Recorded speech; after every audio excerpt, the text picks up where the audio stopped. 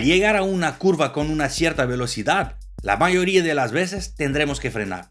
En ese caso, el procedimiento será frenar antes de entrar en la curva. En la curva mismo, mantenemos el pie sobre el freno en caso de emergencia, pero no frenamos o frenamos muy levemente. Y al salir de la curva, comenzamos a acelerar un poco justo antes de que el carro esté recto.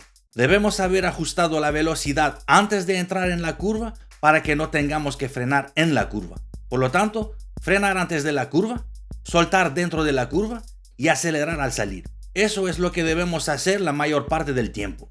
Pero eso depende de cuán apretada es la curva y a qué velocidad llegamos al entrar en la curva. Si al acercar la curva ya tenemos la velocidad que debemos tener en la curva mismo, no necesitamos reducir. Como en esta zona de 50 km por hora, por ejemplo, donde ya estoy a 50 al entrar en esta curva amplia. Incluso en la autopista, como en esta situación, ya estoy a 100 km a hora, pero no necesito reducir la velocidad, ya que la curva es muy amplia. Pero en una ciudad como la mía, donde la mayoría de las curvas son a 90 grados o a veces más apretadas, si estamos llegando a 50 km a hora, deberemos reducir la velocidad.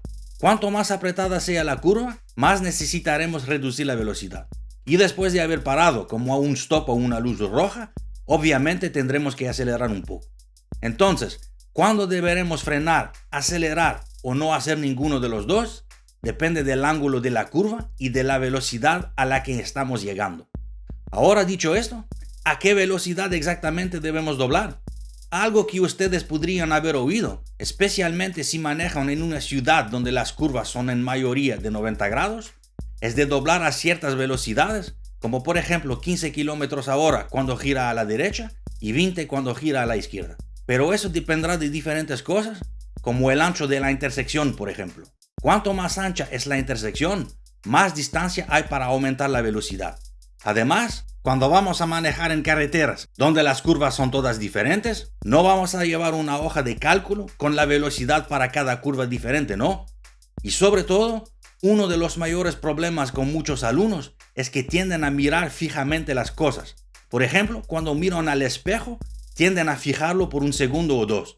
Y también tienden a mirar fijamente el velocímetro cuando verifican su velocidad.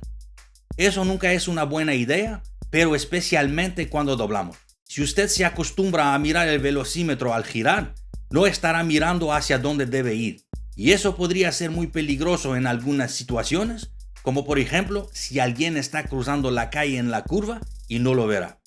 Así que no se acostumbre a mirar el velocímetro al girar, mire hacia dónde debe ir y su cerebro coordinará sus manos y pies.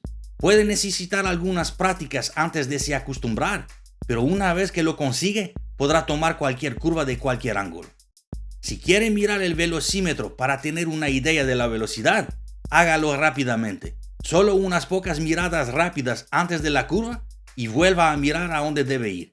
Pero yo recomiendo que se acostumbre a adaptar su velocidad mirando al lugar correcto.